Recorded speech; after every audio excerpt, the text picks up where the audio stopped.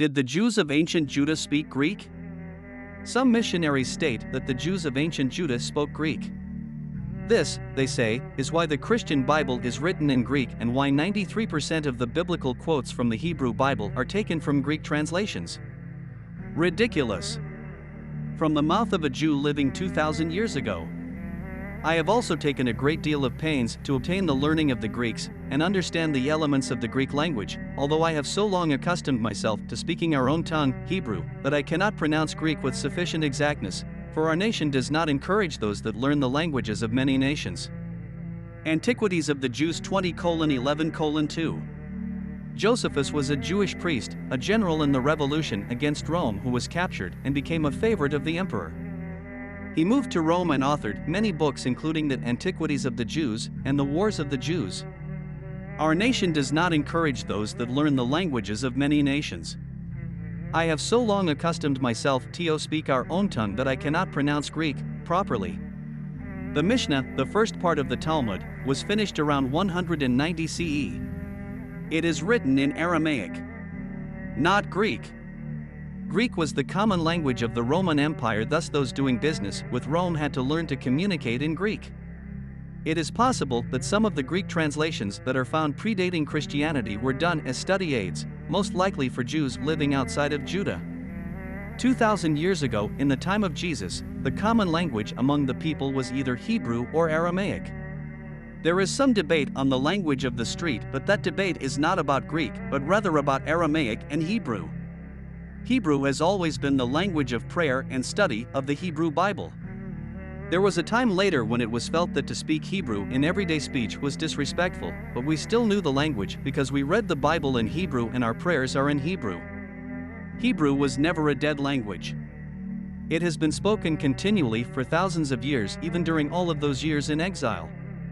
Not all Jews speak Hebrew today, but then not all Jews of today are observant. Sadly, 2,000 years ago when Josephus lived in Jerusalem, he makes it clear that people for the most part did not speak Greek and he himself was among them until he moved to Rome. So, then, ask yourself, why was the Christian Bible written in Greek? Why did supposedly learned Jews, as Paul claimed himself to be, quote from Greek, translations? Perhaps the Christian Bible was written to convert non-Jews to the religion and thus was based on both the Greek language and took much of its belief system from the existing pagan religions including 1. Man is God's. 2. Son of God. 3. Two gods, the good God and the devil.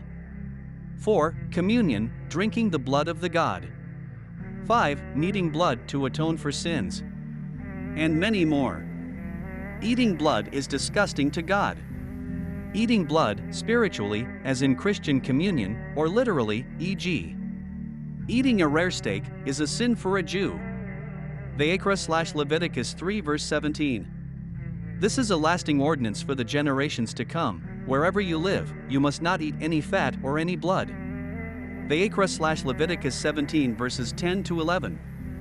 If any person, whether of the family of Israel or a proselyte who joins them, eats any blood, I will direct my anger against the person who eats blood and cut him off, spiritually, from among his people. This is because the life force of the flesh is in the blood, and I, therefore, gave it to you to be placed on the altar to atone for your lives. It is the blood that atones for a life. Vayikra/Leviticus 17 verse 12.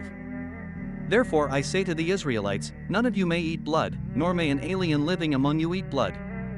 Vayikra/Leviticus 17 verse 13. Any Israelite or any alien living among you who hunts any animal or bird that may be eaten must drain out the blood and cover it with the earth. Vayikra/Leviticus 7 verse 26. And wherever you live, you must not eat the blood of any bird or animal.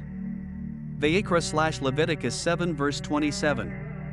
If anyone eats blood, that person must be cut off from his people. There are many more such quotes in the Hebrew Bible. Remember that Paul was Turkish by birth, Tarsus, not a location of many Jews, let alone religious Jews. His lack of Hebraic knowledge is amazing by the use of so many mistranslations from Greek in the Christian Bible.